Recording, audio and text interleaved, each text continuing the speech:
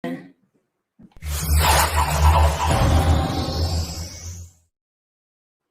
Ciao a ragazzi! tutti, ciao, ciao. Eccoci qui nella nuova puntata dell'Aria Buona di Jenna Tours. Allora, siamo quasi pronti, adesso aspettiamo che arrivino le persone online. Sì, magari nel frattempo spieghiamo chi è Jenna Tours, Ok, cos'è quest'aria vai. buona di Jenna Vai, Tours. vai, vai, vai, spiegaci. Ah, io? Sì, oggi Ma sì. veramente? Sì, oggi sì. Ma non lo so se sono in grado. Dai, provaci. Allora, Jenna Tours è un'idea folle che nasce dalla passione della mia compagna per la Sardegna, la mia passione per la Sardegna. Lei è una guida turistica, Esatto. io guido e basta, no scherzo, e lavoro con lei alla creazione dei tours. In questo momento non possiamo realmente fare tour sui luoghi, nei luoghi, e quindi ci accontentiamo di fare queste dirette e speriamo al più presto di respirare un'aria buona, che è quella che vogliamo trasmettervi oggi.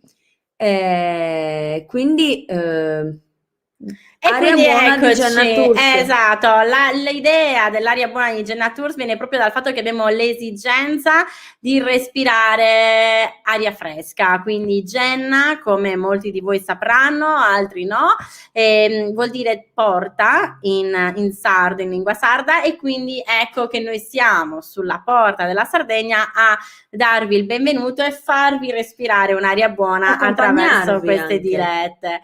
Perfetto, perfetto. Allora, eccoci qua. Scusa. Dai, vediamo subito se ci sono dei commenti, ragazzi, e vedo che alcuni di voi sono già online. Dateci subito qualche feedback per sapere se ci sentite, se ci vedete. Oggi la luce purtroppo qui non è proprio delle migliori, ma diciamo ci accontentiamo. Quindi dateci un ok, eccoci. Ciao Marianna, perfetto, quindi suppongo che ci vediate. Perfetto. Allora, direi a questo punto, senza ulteriori indugi, di andare subito a vedere dove andremo oggi.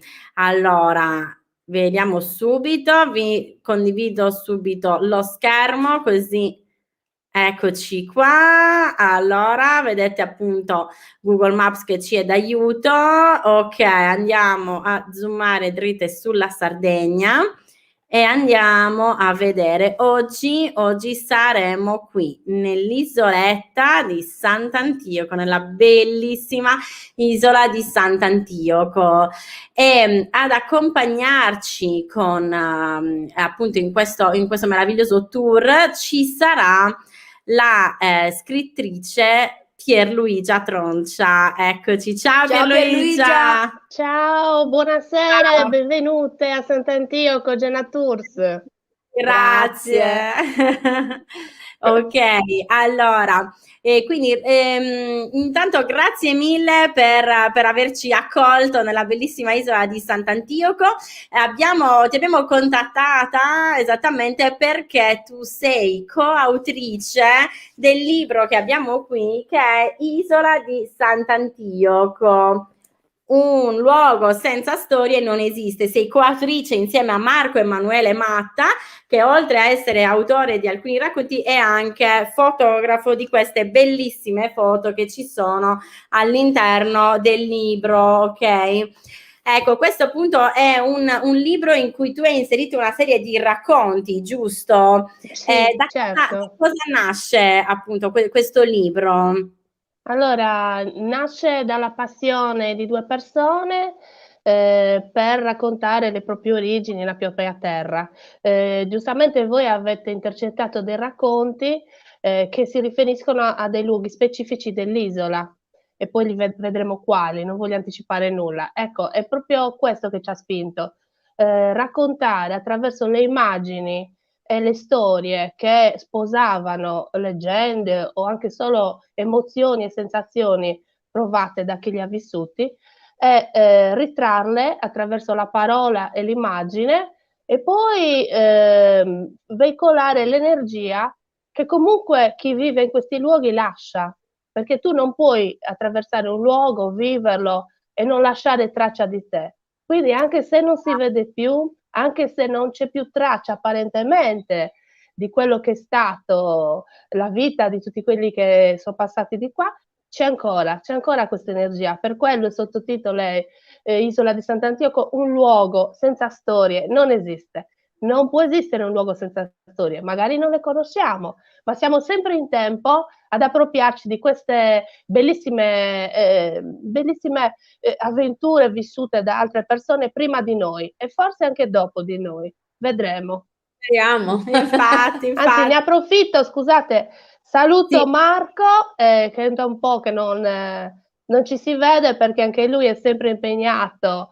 Lui cura tantissimo dei gruppi di fotografia, è molto, a lui piace tantissimo il discorso dell'immagine, della fotografia, ormai è un grande esperto e quindi è sempre molto impegnato e quindi buona luce. Cosa puoi dire a un fotografo? Bellissimo augurio, è vero. Marco, ti ringraziamo tantissimo per la realizzazione di queste bellissime foto che avete inserito in questo libro e quindi appunto speriamo un giorno di averti anche tu ospite all'interno di questo piccolo spazio. Allora, direi che senza ulteriori indugi io andrei subito a farvi vedere il primo luogo in cui ci ha portato Pierluigia. Non vi dico niente, andiamo a vedere Suara e Samongia. Ed eccoli davanti a noi, maestosi come non mai, i menhir che accolgono i visitatori sull'isola di Sant'Antioco, anzi esattamente nell'istmo che collega l'isola madre di Sardegna all'isola di Sant'Antioco. Per la tradizione popolare vengono chiamati Supara e Samongia, vale a dire il frate e la suora, in lingua sarda, in dialetto campidanese.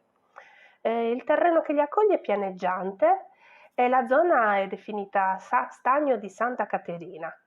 Si trovano nell'istmo, come abbiamo già detto, l'istmo che rende possibile il passaggio dalla terraferma all'isola di Sant'Antioco, appunto. È una cosa incredibile trovarseli davanti, sono alti rispettivamente 3 metri e 2 metri e si presentano con un corpo cosiddetto prismatico. Tra loro intercorre una distanza di circa 6 metri. Samongia, la monaca, presenta numerose coppelle simboliche. In effetti poi a cosa potessero servire? Si intuisce che hanno qualcosa di sacrale questi due menhir, perché quando ti trovi dinanzi al loro cospetto veramente senti che qualcuno ha voluto rendere omaggio alla forza della natura, alla bellezza della natura che ti circonda. Questi due menhir si datano al Neolitico finale, detto anche cultura di San Michele, tra il 3002 e il 2008 a.C. Queste due figure, questi due menhir, questi due monoliti hanno stuzzicato la fantasia di tantissime persone che in vari periodi hanno abitato quest'isola. Devo dire anche la mia. E infatti mi sono divertita tantissimo. Nel libro dal titolo Isola di Sant'Antioco, un luogo senza storie non esiste.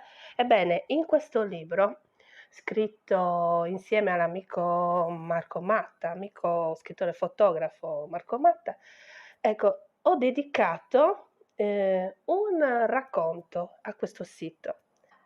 Ragazzi, non fatevi scappare l'occasione di venirli a salutare, se passate di qua è fantastico trovarseli davanti.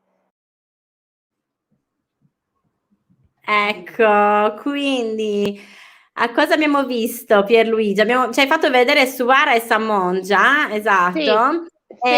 Sì. E Hai detto appunto che hai scritto un racconto, io tra l'altro l'ho anche letto, lo ammetto ragazzi, ed è bellissimo. Quello diciamo di cui sono curiosa, appunto a proposito di questi due menhir, che come abbiamo visto sono due menhir dell'epoca del Neolitico, che diciamo davano, possiamo dire, il benvenuto all'interno dell'isola di Sant'Antioco. Lo danno Però, ancora, lo danno ancora. esatto, lo danno ancora, è vero. Però appunto sono considerati sono chiamati nella tradizione popolare il frate e la suora, ok? Ma ci puoi dire qualcosa di più per quanto riguarda questa leggenda?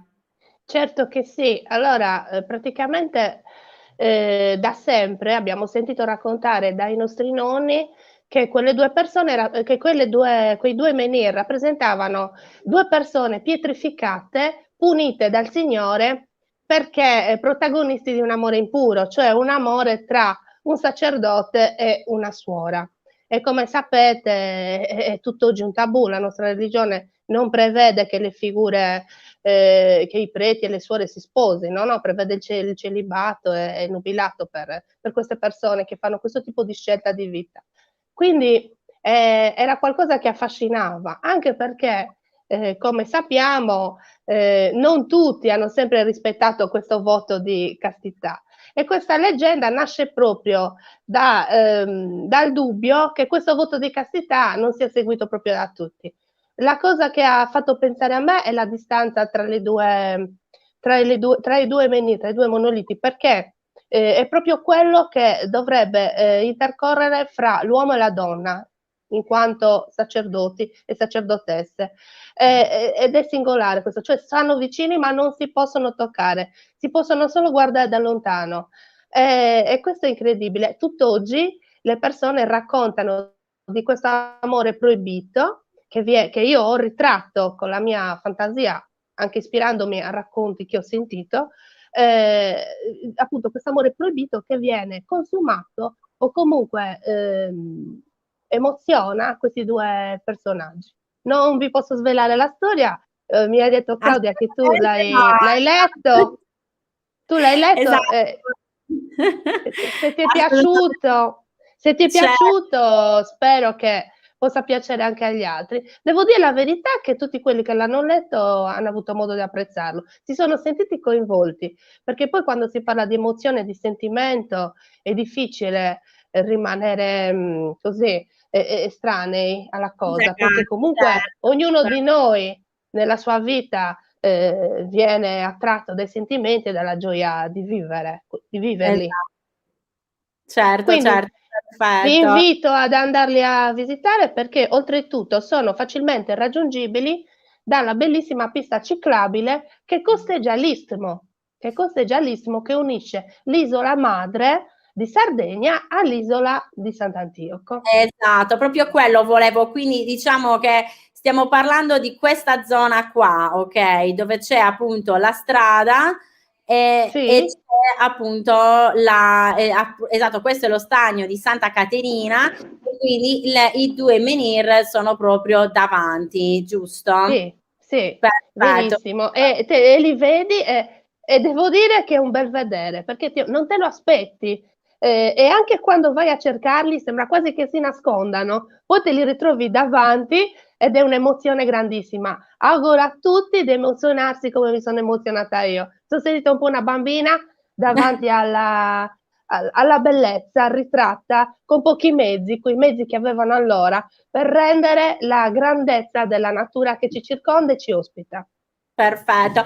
Guarda Pierluigi, abbiamo già anche la prima domanda da parte di Elisabetta Scarpa che chiede: si può anche correre? Così, diciamo, lo so che probabilmente ha sentito appunto che tu che parlavi della pista ciclabile, c'è anche una pista per i runner? Allora, io ho visto che le persone io stessa vado a passeggiarci e vabbè, io non corro, la verità, non sono in condizione di farlo per altri motivi, però sì, le persone corrono, sì, sì, le Okay, persone okay. Quindi corrono.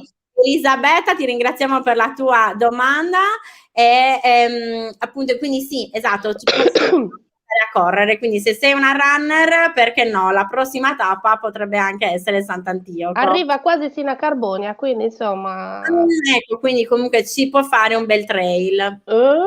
Sì, diciamo che si smaltisce la colazione, la brioche la perdi di sicuro, ecco dai, se vogliamo essere così easy. Benissimo, benissimo. Quindi adesso direi che possiamo andare oltre, andiamo a vedere la seconda tappa che appunto in cui ci hai portati. Grazie mille Pierluigia. Un'altra particolarità dell'isola di Sant'Antioco è quella che per arrivarci è un'isola, si usa un ponte, quindi è un'isola per modo di dire, perché comunque è unita alla terraferma da un ponte, ma non solo adesso nei tempi moderni, ma sin dal tempo dei Romani esisteva questo Pontimannu cosiddetto, evidentemente perché ve ne erano altri più piccoli. Dopo Suarez a Monja, il secondo incontro che fate, scusate, è proprio quello del ponte romano, che è arrivato a noi in condizioni, devo dire, egregie, grazie all'amore. Ad un certo punto però questo ponte viene, grazie a un riempimento attuato intorno adesso, nel 1940 praticamente si ritrova in mezzo a un prato questo ponte e non viene più usato, non viene più bagnato dalle acque sulcitane. Nel 1954, quindi dopo questo fatto, venne costruita una variante della strada e quindi l'utilizzo del ponte venne praticamente abbandonato. E nel 2006 è stato fatto uno degli ultimi interventi di restauro e quello che vediamo oggi, quello che possiamo godere oggi, è proprio il risultato di tanto affetto. Non vi nascondo che il ponte romano è il simbolo, in un certo senso, uno dei tanti simboli che caratterizzano l'isola. Eccoci, perfetto. Allora, quindi eccoci qui, quindi appunto abbiamo visto il ponte romano e volevo giusto farvi vedere qualche altra immagine proprio a proposito del fatto che abbiamo, eccoci qua, scusate, ho perso le foto del ponte romano, eccola, benissimo. Allora, ecco appunto, questo è il ponte romano come appunto appare oggi, quindi volevo farvi vedere questa ulteriore foto in cui appunto si può vedere proprio il prato di cui parla Pierluigia, che appunto è stato praticamente, prima lì c'era l'acqua e quindi a causa appunto di questo riempimento è stata completamente, appunto, si ritrova a essere un ponte sopra un prato, giusto? Giustissimo, ma vorrei anche ricordare una cosa importantissima per l'isola di Sant'Antioco, della quale si sente tantissimo la mancanza, cioè la presenza del treno, perché praticamente sino agli anni 70 più o meno, adesso sulle date non ho certezza, comunque io stessa ho viaggiato lì ed erano gli anni 70, quindi io dico fino agli anni 70 c'era, si poteva viaggiare e si poteva partire da Cagliari ed arrivare sino a Calasetta. È stata una grande perdita, secondo me, ne approfitto per dirlo perché penso di interpretare il pensiero di tanti. È stata una grande perdita l'asse ferroviario sulcitano. Per Sant'Antioco avrebbe fatto sicuramente la differenza. E in tempi non sospetti, cioè all'inizio del secolo scorso, più o meno, veniva ritratto un ponte mobile dove passava il treno, dove si poteva, cioè una cosa incredibile, bellissima, e il treno arrivava tranquillamente a Sant'Antioco, bellissimo, veramente. Non so, adesso speriamo che si possa pensare almeno ad una metropolitana di superficie, perché snellirebbe il traffico, sai, tutti quei pullman, eccetera, anche perché la viabilità è sempre quella storica degli anni 50-60, quindi è aumentato il numero dei mezzi, però le corsie sono sempre quelle. Quindi speriamo che in tempi futuri, non troppo lontani, i nostri nipoti almeno possano godere di nuovo di un bel servizio ferroviario come è stato per i nostri nonni. Mia nonna usava il treno, sì. Esatto, perfetto. Quindi volevo giusto un attimo ricapitolare la situazione della storia quindi di Sant'Antioco, perché abbiamo visto dei menhir dell'epoca neolitica, poi abbiamo visto un ponte romano, quindi diciamo possiamo dedurre appunto, e poi la storia ce lo dice, che Sant'Antioco è stata praticamente abitata da sempre, sin proprio dall'epoca, stiamo parlando del 3200 avanti Cristo, questa più o meno è la datazione all'incirca Sì. dei menhir. È stata anche una succursale, diciamo così, propriamente fenicia, dei famosi fenici, dei Esatto. commercianti, del popolo fenicio, che comunque hanno qui trovato una base per i loro commerci, anche ed è quello anche un periodo importantissimo per l'evoluzione del territorio e della storia, sì. Esatto. Infatti Sant'Antioco si chiamava prima, a suo tempo, Sulchi, giusto? Sì. E che sin appunto è stata riconosciuta da sempre, proprio anche dagli scritti che abbiamo, la più grande città del Mediterraneo. Quindi Non siamo proprio solo. esatto, Non sì. solo, sì, non solo, tieni presente che vi è un numero elevatissimo di nuraghi, è una Sì, concentrazione elevatissima, quindi non ci siamo fatti mancare nulla. Forse per il dovuto anche al fatto che il porto, cioè le insenature accolgono le navi come riparo dalle tempeste, dalle dagli le buriane di mare, quindi sai, loro certamente. vanno lì, si riparano, ma dalla notte dei tempi praticamente, sì. Esatto, perché se già la Sardegna rappresentava un po' di per sé un punto, diciamo, di scambi, l'intera Sardegna, perché comunque ovviamente stava al centro del Mediterraneo, immaginatevi appunto l'isoletta di Sant'Antioco che presentava non solo appunto era lì ed era esattamente al centro, ma soprattutto comunque presentava la possibilità di attraccare da diversi punti, proprio quindi a seconda di come comunque poteva girare il vento, lì l'attracco era comunque assicurato. Sì. Ovviamente questo Sì. l'ha resa molto importante sin dalla notte dei tempi. Il fatto che comunque ci siano all'interno dell'isola di Sant'Antioco una concentrazione elevata di nuraghi, questo comunque dice già parecchio. Già appunto dall'epoca Sì. nuragica era una città era appunto una città molto molto ampia.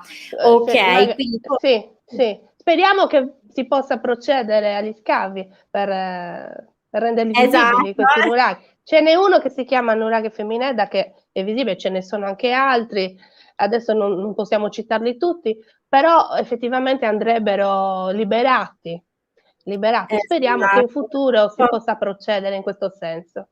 Assolutamente sì. Ah, Ok, una allora piccola cosa, scusa, andate a visitare il centro nuragico di Grutiacqua. Lì c'è un laghetto, viene chiamato laghetto nuragico. Non vi dico niente, un'altra cosa così della quale un'altra prendere chicca, nota. perfetto, quindi prendete appunti ragazzi perché mi sembra di capire che Pierluigi ne ha tantissime da dire. Benissimo, allora direi che andiamo avanti perché sono curiosissima di farvi vedere la prossima tappa in cui ci ha portato Pierluigia. Piazza della Basilica. Salendo da via Regina Margherita, la prima cosa che vedete è questa, la biblioteca con la sala mostre. Questa era la vecchia sede del comune, poi era scuola, insomma un po' di tutto. E poi questa è la piazza, la via che porta al Belvedere, ed eccolo il campanile maestoso. Per la cronaca, quella casa verde è la casa della mia famiglia, la casa della nonna. Questo comunque dicevo è il ceppo, e per chi volesse fare questa esperienza è una bella occasione per visitare, partendo dal cuore del territorio, il Sulcis. Eccolo qua, il campanile, come vedete, naturalmente è molto più giovane della basilica in sé. Eccola qua, maestosa, vedete, è pitturata di fresco. Vedete, qua è ancora il campanile, giusto per dare un'idea delle altezze. A bella posta non ve la faccio vedere dentro perché voglio lasciarvi la curiosità. Vi dico solo che i restauri che sono stati fatti sono interessantissimi perché custodiscono delle opere tipo la fonte battesimale, il leggio per le sacre scritture, il nuovo altare, la riscoperta di certi angoli. Bene, voi venite qui, entrate e scoprite quella che noi consideriamo la chiesa per eccellenza, che rappresenta il nostro affetto per il santo protettore dell'isola della Sardegna. Vi voglio far vedere, guardate verso l'alto, cosa vediamo? Un lembo della fortezza, del Forte Sabaudo su Vorti per noi locali. Quindi come vedete una piazza in piena regola, tutti i poteri caratterizzanti la società antiochiense, eccoli qua, ci sono tutti. Ok, eccoci qua. Allora, è vero che Pierluigi ha detto che non ve l'avrebbe fatta vedere, ma non vi preoccupate, ci sono qua io. Ho procurato un paio di immagini che avevamo. Questa appunto è la basilica. Ok, e attenzione, abbiamo anche un'immagine all'interno, quindi ecco qua, questa è la statua lignea di Sant'Antioco. Questi sono i resti e questo appunto è il famoso altare di cui vi parlava. Come appunto potete vedere dalle mura che possiamo intravedere, è veramente molto antica, molto più antica di quello che potrebbe sembrare dall'esterno, diciamo, perché questo restauro che è stato fatto appunto l'ha resa, diciamo, un po' più con questi colori un po' più moderni. Quindi volevo appunto chiederti Pierluigia se ci potevi dare qualche informazione in più di Sant'Antioco.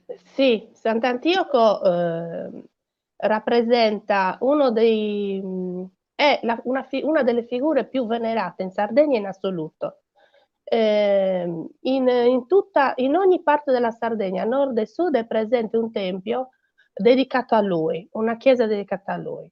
È una cosa incredibile perché è raro trovare, per esempio, San Gavino, che è un altro grandissimo santo del nord Sardegna, e la basilica, diciamo, ricorda tantissimo più o meno, diciamo lì, il periodo, la basilica di Sant'Antioco, solo l'unica differenza è che la basilica di San Gavino è libera da tutti i lati, invece purtroppo per noi la basilica di Sant'Antioco non è libera dai lati e quindi tutti abbiamo costruito intorno, tutti insomma antiochesi hanno costruito intorno a qualcosa e quindi non possiamo godere della sua pianta a croce, però e non ha neanche la doppia abside come quella di San Gavino, però Sant'Antioco è molto più, ha molti più fan di San Gavino e ci sono dei club, diciamo così, dove viene a tutt'oggi venerato e festeggiato ogni anno. Ricordiamo a tutti quelli che vorranno farci visita che la grande festa, la festa manna, per Sant'Antioco è 15 giorni dopo Pasqua, quindi non si può sbagliare. Voi prendete la Pasqua, 15 giorni dopo c'è la festa di Sant'Antioco, il secondo weekend successivo alla Pasqua. La cosa che più mi fa emozionare è pensare che comunque era un medico, Sant'Antioco, ci è stato raccontato così, era fuggito alle persecuzioni perché era un cristiano, quindi è riuscito a fuggire dalle persecuzioni e una volta approdato nell'isola di Sant'Antioco qui c'è una piccola particolarità da raccontare, i residenti dicono, ogni volta che si avvicina la festa dicono: "Ah ecco, è il vento di Sant'Antioco, sta per arrivare Sant'Antioco", perché ogni anno incredibilmente quando si avvicina alla festa di Sant'Antioco c'è lo stesso vento che si presume che il credo popolare attribuisce la venuta del santo, cioè l'ha spinto verso i nostri lidi. E quest'uomo ha lasciato un ricordo bellissimo in tutte le persone che ha incontrato, perché si è donato a loro, proprio ha vissuto il cristianesimo con amore e ha vissuto per il prossimo, curando il corpo ma anche lo spirito. E quindi è ancora oggi tangibile questa cosa, la puoi verificare nell'affetto che la gente prova per lui. Pensate che da secoli, secoli e secoli e secoli, ogni anno, da tutta la Sardegna letteralmente, approdano ogni anno, si può dire migliaia di persone. Ci sono degli scritti, io adesso non vorrei fare citazioni così, però ci sono stati degli scrittori che hanno, tra i quali cito anche Roberto Lai e tantissimi altri, che hanno raggruppato tantissime notizie riguardo al culto di Sant'Antioco nelle opere disponibili, tutt'oggi disponibili, e proprio lì ci sono riportati gli scritti che son conservati addirittura nelle biblioteche spagnole, perché non dimentichiamo che comunque la Sardegna ha subito o goduto, non si può dire, la dominazione spagnola, e la Spagna ha lasciato una grande traccia negli usi e nei costumi della nostra gente. Quindi anche i riti che vengono ufficiati per onorare Sant'Antioco ricordano in qualche modo gli antichi riti spagnoli, questo sì va detto, anche quelli della Pasqua, eccetera, eccetera. Sì. Pronto? Ok, perfetto. Grazie, grazie tantissime per tutte queste informazioni. Io Assolutamente volevo appunto fare insufficienti, un ma attimo un passo indietro. No, beh, vabbè, il tempo è quello che è, Pierluigi, assolutamente. Volevo però appunto fare un passo indietro e raccontarvi invece un pochino della storia prima che arrivasse appunto Sant'Antioco, prima anche dei Romani, perché appunto, come abbiamo detto, successivamente ai nuragici, l'isola di Sant'Antioco è stata frequentata dai Fenici. Quelle che abbiamo qui è uno dei più grandi Tophet della Sardegna. I Tophet sono, diciamo, viene considerato il cimitero dell'epoca fenicia, e in particolare appunto con tutto questo vasellame che vedete, erano delle vere e proprie urne cinerarie che contenevano le ceneri dei bambini morti, chiaramente per problematiche come succedeva all'epoca, che ovviamente non tutti sopravvivevano ai mesi successivi alla nascita, sfortunatamente. Quindi diciamo che appunto queste chiaramente sono delle vere e proprie ricostruzioni, perché appunto quelle originali sono conservate all'interno del museo che c'è proprio a Sant'Antioco, un museo bellissimo.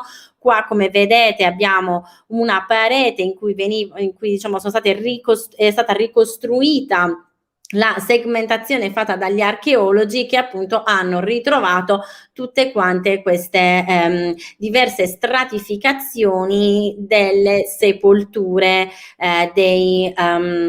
appunto del Tophet. Come vi dicevo appunto, questo era il cimitero dei bambini. Perché? Perché chiaramente i Fenici facevano una distinzione, gli adulti invece venivano scusate, eccoci, perdonatemi. sì. Okay, esatto, venivano sepolti invece all'interno delle tombe ipogeiche, che infatti adesso andremo a vedere, perché una caratteristica molto particolare è che a Sant'Antioco le tombe ipogeiche sono state riutilizzate. Andiamo subito a vedere il video che ci ha preparato Pierluigia. Ok, eccoci qua. Dove siamo? Eccoci qua, prego. Quindi questa appunto è la via Necropoli, giusto Pierluigia? Sì, è la via, è una delle vie più frequentate, Casostrano, durante tutte le stagioni, perché molte famiglie hanno costruito le loro abitazioni sulle vecchie tombe puniche e le vengono usate da sempre come cantine. Ma oltre, prima ancora che venissero costruite queste case sopra le tombe, venivano utilizzate le tombe in quanto tali, ripulite e vissute come delle vere e proprie case, quindi con un'agrocoltura e tutto questo da sempre, non solo nell'ultimo periodo, perché vi era la necessità di nascondersi dai pirati, dalle incursioni barbaresche, quelle poche persone che hanno continuato a vivere permanentemente sull'isola, perché ricordiamo che Sant'Antioco ha conosciuto anche dei periodi in quanto tale come isola, dei periodi di assoluta quasi mancanza di abitanti, tant'è vero che poi era stato fatto quasi un piano di ripopolamento da parte della Chiesa. Perché? Per tanti motivi, perché comunque vi era la malaria e soprattutto perché comunque era un facile approdo non solo per i commercianti ma anche per i pirati e per le persone con cattive intenzioni, militari in transito, eccetera, eccetera. Quindi diventava difficile nascondersi e proteggersi, proteggere la propria famiglia. Non dimentichiamo che nel libro, appunto, cito un altro scrittore antiochese, Paolo Balia, ha proprio raccontato un'incursione, diciamo così, da parte del Bey di Tunisi che ha fatto prigioniero, ha preso dei popoli africani che arrivavano sulle nostre coste e prendevano come schiave la popolazione che riuscivano a fare prigioniera, li trasformavano in schiavi.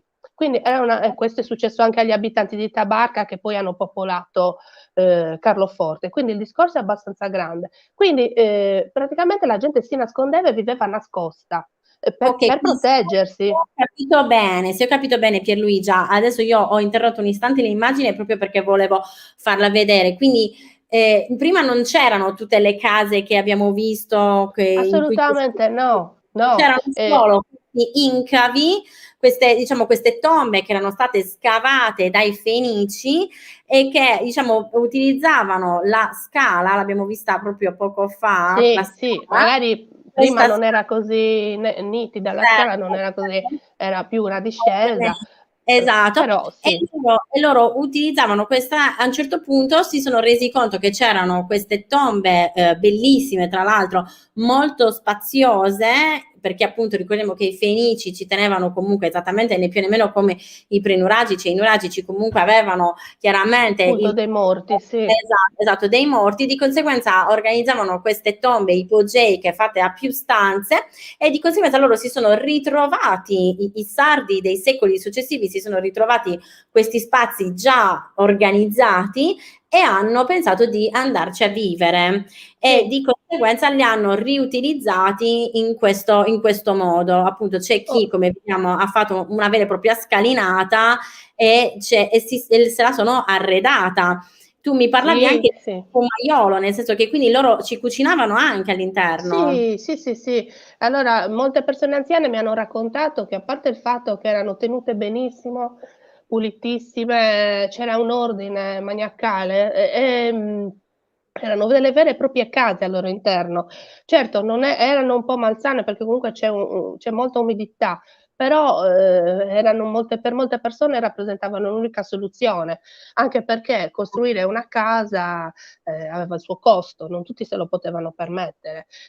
La cosa bella è che comunque questi angoli, a parte quelli che sono stati adibiti adesso a museo e vengono visitati ogni anno nei giorni dedicati, Infatti durante qua la abbiamo, co sì, io ho delle vecchie, delle foto appunto di quando ho avuto la fortuna di sì, vedere all'interno, ok? Questa appunto è la ricostruzione di come doveva dei essere giacigli. la diciamo, questo perché era proprio lui, infatti si vede, diciamo che anche tutti gli ornamenti e il corredo funerario. E poi Mh, invece qui vediamo come è stata proprio riadibita a casa. Ecco, potete sì. vedere qui tutte addirittura proprio i piatti, il tavolo, le sedie, quindi loro I ci vivevano. suppellettili, sì.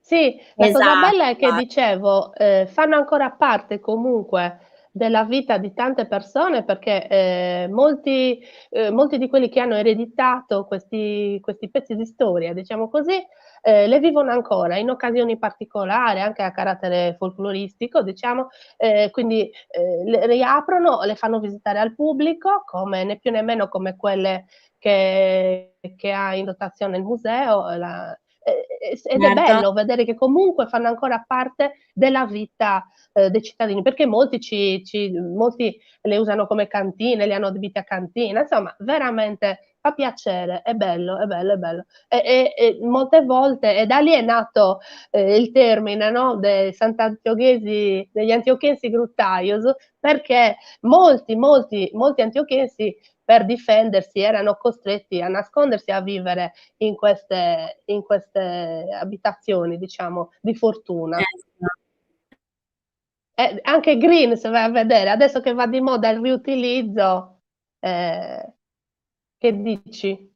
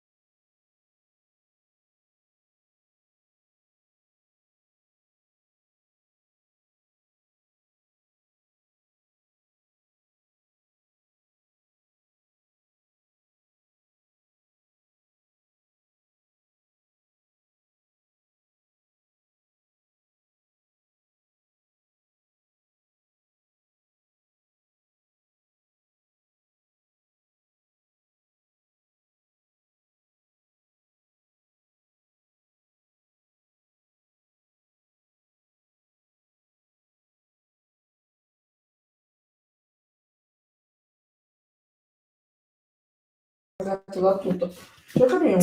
ragazzi, scusate, è successo qualcosa, siamo finiti all'interno di un buco nero per cui non c'era più nessuna connessione. Pierluigia, eccoti. Sì, ero già disperato, ho detto dove sono andate le mie amiche? Non vedo più niente.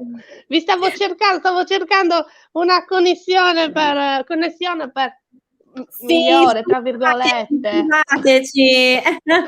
Ecco, infatti lo vedo da tutti quanti che ci hanno detto si è bloccato, non vi vediamo, ragazzi, perdonateci, questa casa è stata inghiottita da un buco nero e praticamente era andata via tutta la connessione ovunque, prende a tutti i cellulari presenti in casa, per cui non riuscivo Sì. a tornare.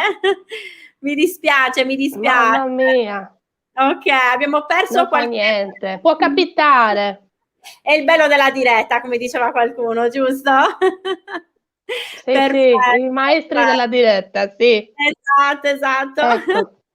Allora, quindi appunto abbiamo parlato appunto delle isgruttas, quindi diciamo delle case che erano state appunto erano delle tombe che erano state riutilizzate a case, e adesso diciamo volevo passare avanti e mostrarvi un'altra particolarità che ci ha raccontato Pierluigia, l'abito tradizionale antiochense. Non potevo non citare e mostrarvi alcuni pezzi dell'abito, del vestiario femminile tradizionale antiochense. Naturalmente vi faccio vedere quello più bello, quello che si metteva in occasione dei matrimoni, delle feste di famiglia, delle processioni. Quindi, come vedete, questo è su gipponi con tutti i ricami. Questo è il tulle che va appoggiato sulla scuffia, c'è una specie di cuffia colorata che o rossa o blu a seconda del tipo dell'abito, e viene completata con questo tulle, e poi su il panno colorato, eccolo qua, che in questo caso ha un colore sul verdino celeste.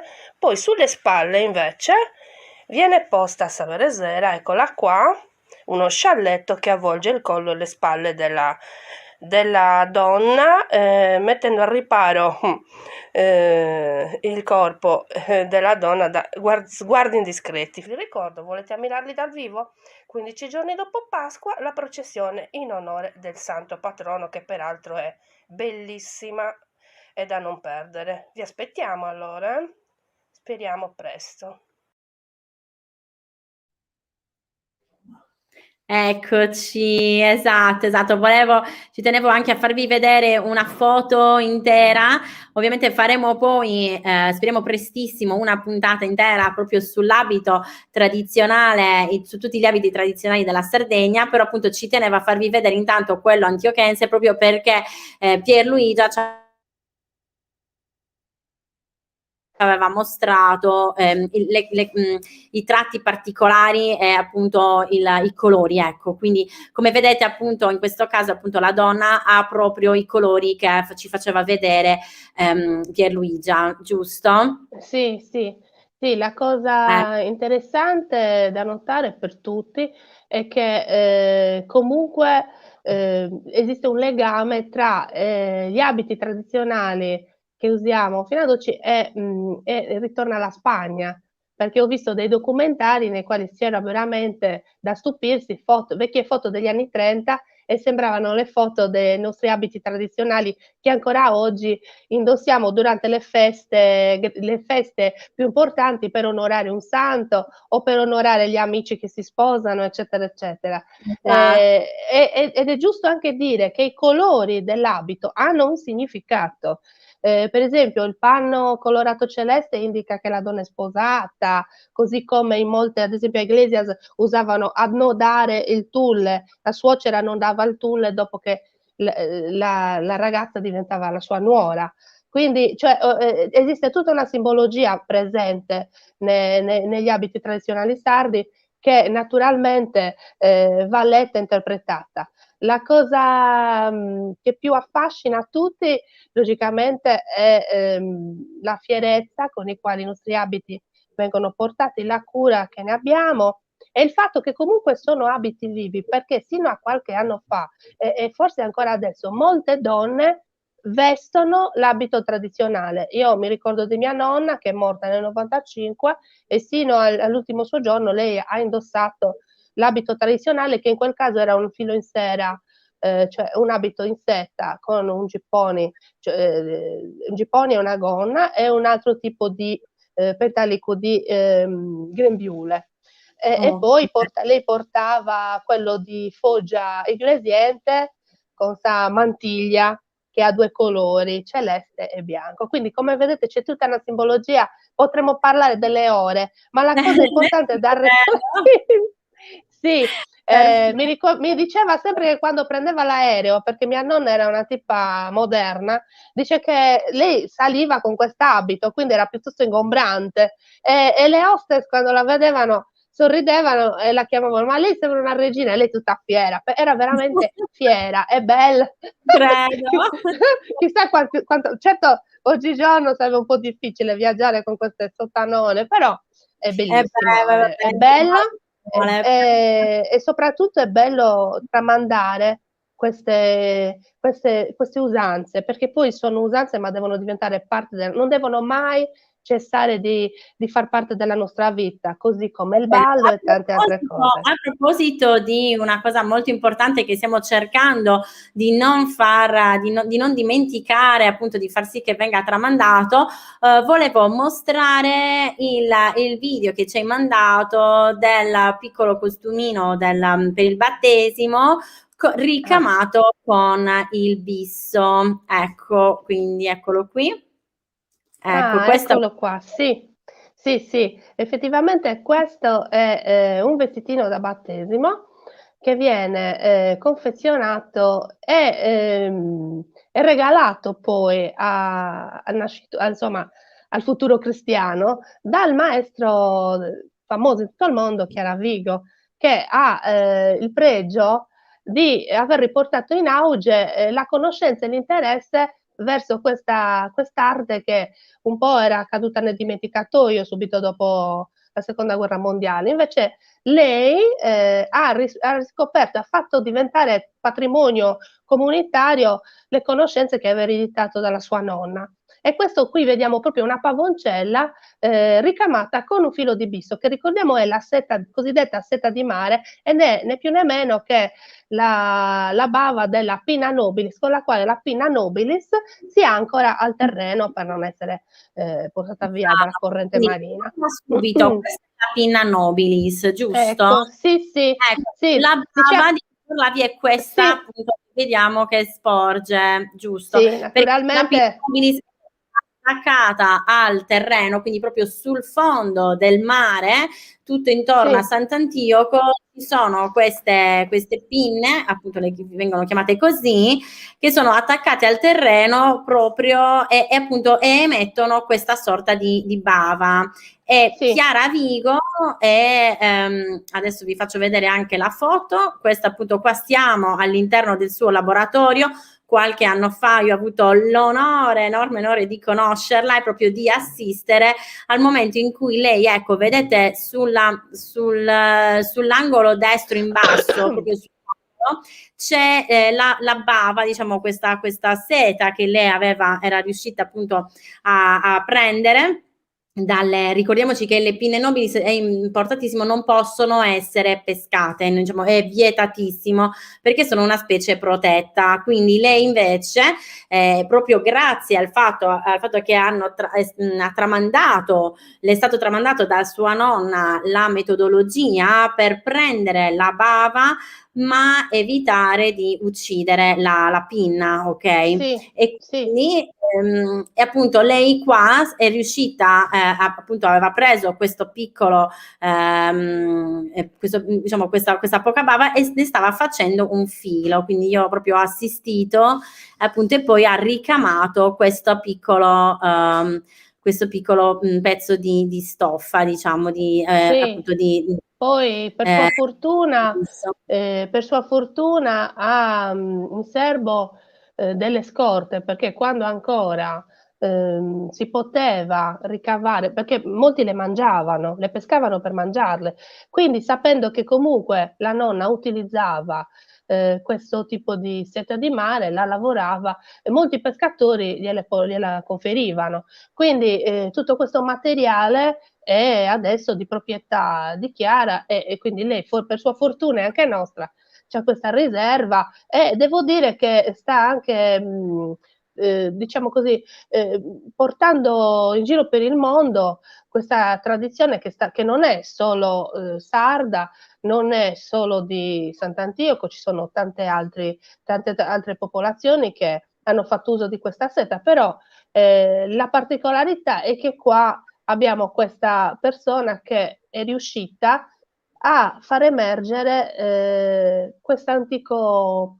modo di vivere la natura nel rispetto di essa e soprattutto riesce a far scuola e a interessare soprattutto i giovani e anche gli adulti, la verità, di tutto il mondo. Io non riesco a capire come fa, parla in sardo, ma la capiscono tutti, inglesi, australiani, la capiscono tutti, è universale. Perfetto.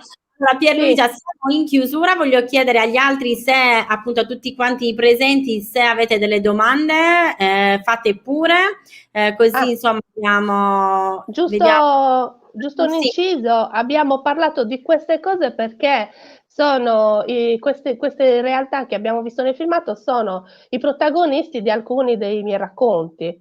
Quindi i Sgruttas, la piazza davanti alla chiesa, eccetera, eccetera. Quindi e a sua volta Marco ha ritratto altri luoghi che stasera logicamente non altrimenti non abbiamo il tempo di vederli tutti, ovviamente.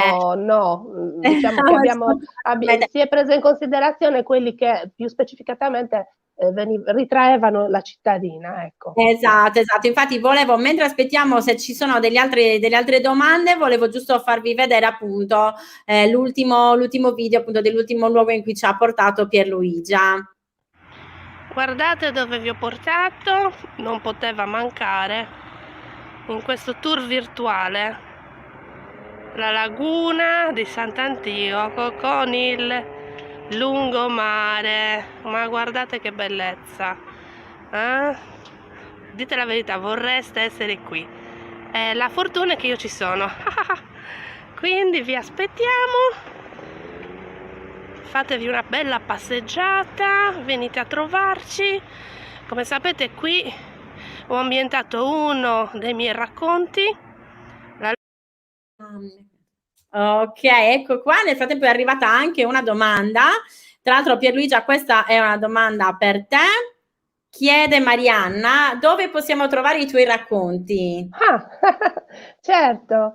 Allora, carissima Marianna, il libro è in vendita in tutti i siti, da Amazon a Feltrinelli, poi magari la nostra carissima Claudia potrà mettere il link.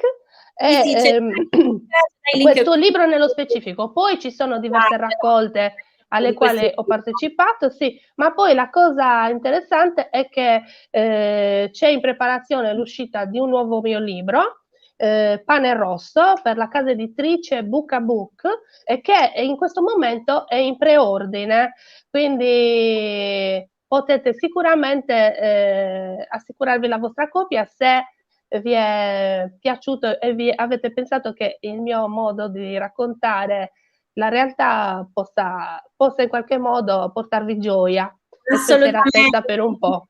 Io che appunto è già da parecchi anni che conosco Pierluigia, appunto ho letto comunque diversi suoi racconti, ho letto il libro di L'isola di Sant'Antioco e infatti è proprio per questo che mi sono appassionata a questa bellissima isola e appunto vi assicuro che ne vale assolutamente la pena, insomma, se di pena si può parlare. Quindi ringraziando tutti quelli che vorranno leggermi, chiedo a Claudia di mettere in sotto il link di tutto e così potrete sicuramente trovare i libri e leggerli. E grazie per tutto. Grazie Allora, a Legiana Tours e grazie a ciao Barbara, ciao Claudia. Seguito e soprattutto a quelli che sono rimasti, soprattutto quelli che sono rimasti oltre, nonostante il piccolo blackout. Vi ringraziamo tantissimo di tutto il tempo. Grazie ancora a Pierluigia e ci vediamo prestissimo, speriamo di persona. E ovviamente continuate a seguirci sulle nostre pagine Facebook, Instagram, in modo tale che così potrete sapere quando sarà la prossima puntata, che sarà sicuramente la prossima settimana. A breve provvederemo a programmarla, così ricordatevi di cliccare ricevi il promemoria su Facebook, chiaramente mettete mi piace, commentate, condividete, se volete fateci anche altre domande, chiaramente provvederemo a rispondere durante le prossime puntate, va bene? Grazie ancora tantissimo. Alla prossima, numerosi come sempre. Grazie ancora. Grazie. Non mancheremo. Ciao a tutti gli amici. Ciao ciao. Ciao.